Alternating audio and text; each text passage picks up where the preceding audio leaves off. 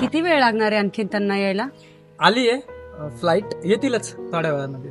काय लोकांना स्वतःच्या बापाच्या मैतीला यायला सुद्धा वेळ नाहीये. कसे लोक असतात जगामध्ये काय माहिती.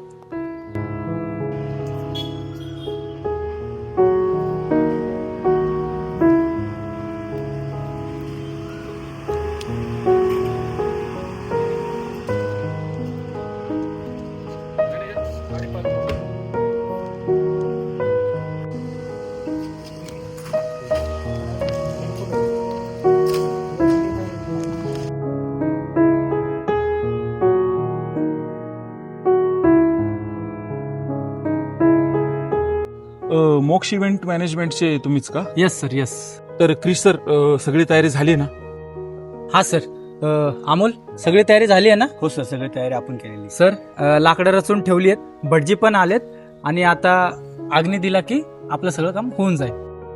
क्रिश सर, ऐका ना, मला संध्याकाळी 6ची रिटर्न फ्लाईट एनी हाव पकडायची आहे, कारण उद्या सकाळी 6 वाजता मला मीटिंग आहे अर्जंट. तर जितकं होतं होईल तेवढं थोडं लवकर करण्याचा प्रयत्न करा ना प्लीज. अरे काय माणूस आहे हा. ज्या बापाने ह्याला एवढं आयुष्यभर सांभाळलं, त्याच्या चितेसाठी थांबायला ह्याच्याकडे 3 तास सुद्धा नाहीये. ठीक आहे सर, चला आपण जाऊया.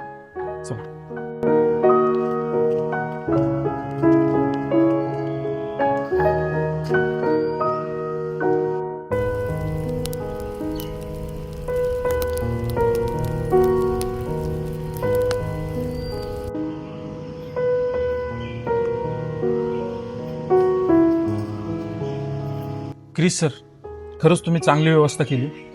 तुमचं बिल किती झालं मला सांगा. 50,000, 1 लाख, 1.5 लाख, जे काय असेल ते मी आत्ताच चेक देतो. आणि याच्या पुढचे जे काही विधी आहेत, अस्थि विसर्जन असो किंवा अजून काही विधी असेल ते तुम्हीच पूर्ण पार पाडा, कारण ह्याच्यानंतर काय मला लवकर यायला जमणार नाही. अमोल, इकडे ये रे. फाईल बघू. सर, बिलाचं काही टेन्शन नाही, कारण तुमचं बिल आहे ना ऑलरेडी पेड केलेलं आहे. ऑलरेडी पेड केले? कोणी केले? माझ्या काकांनी वगैरे भरले का बिल? 4-5 महिन्या अगोदर तुमचे वडील आमच्या ऑफिसमध्ये आले होते. ते खूप आजारी होतं, त्यांना व्यवस्थित चालता पण येत नव्हते. तेव्हा त्यांनी मला सांगितलं की तुमचं काय पॅकेज असेल ते मला सांगा, कारण माझ्या मुलाला त्रास नको. त्यावेळेस त्यांनी 50,000 रुपये ॲडव्हान्स भरले होते.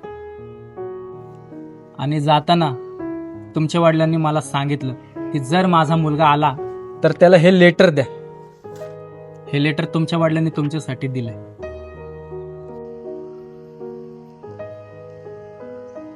रिया रोहन, मला माहित आहे, मला तू खूप बिझी आहेस. अमेरिकेत तुला श्वास घ्यायला वेळ नाही. मी तुला वाढवलं ते यासाठी की तू जग जिंकावास.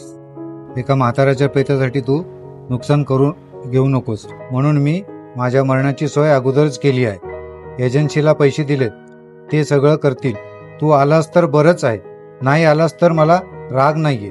फक्त एकच विनंती, लहानपणी शाळेत सोडताना मी तुझा हात कधीच सोडला नाही.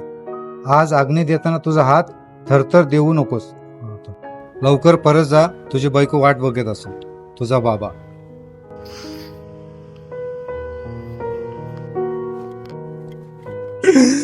बाबा, मला माफ करा बाबा.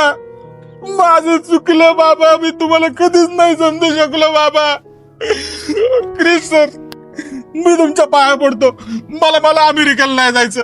मला माझ्या बापासोबत राहायचंय. क्रिश सर, मी तुमच्या पाया पडतो सर. मला माफ करा. माझ्या बापानी जाताना सुद्धा माझ्या मीटिंगचा विचार केला. हो, माझ्या मीटिंगचा विचार केला. क्रिश सर, माझं चुकलं. क्रिश सर, मला माफ करा सर.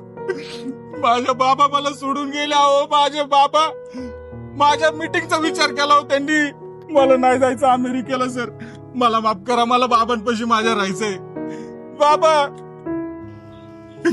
क्रिश सर, मी करोडो रुपये कमवले, पण मी भिकारीच राहिलो.